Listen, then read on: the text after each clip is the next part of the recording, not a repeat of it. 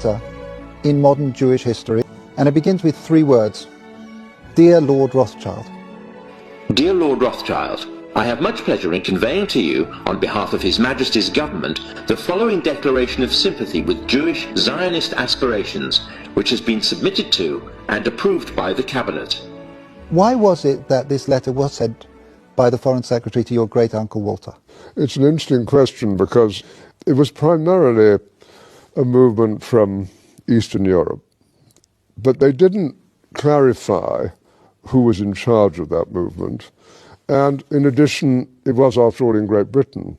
So they felt that the Rothschild family should be the one to whom it was addressed.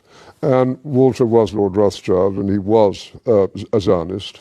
And those really are the background reasons. So Walter received the Balfour Declaration, and I have a copy here. And I wonder if I could possibly ask you to read it for us. Yes, indeed. Yeah. I'm going to put on my spectacles to make sure I read it accurately.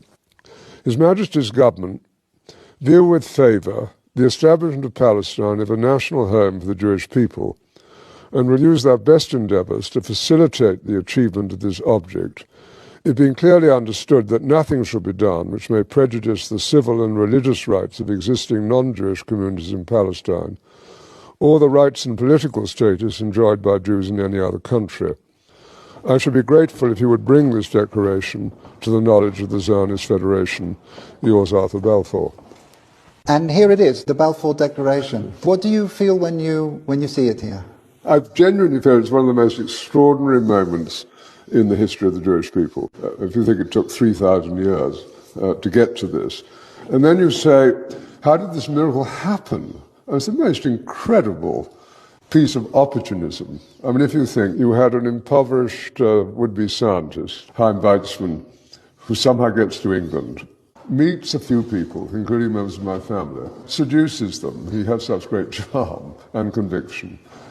He gets to Balfour, and he unbelievably persuades Balfour and Lloyd George, the Prime Minister, and most of the ministers, that this idea of the national home for Jews should be allowed to take place. I mean, it's so unlikely. And then he starts to fight a difficult battle with the British cabinet, and this letter goes through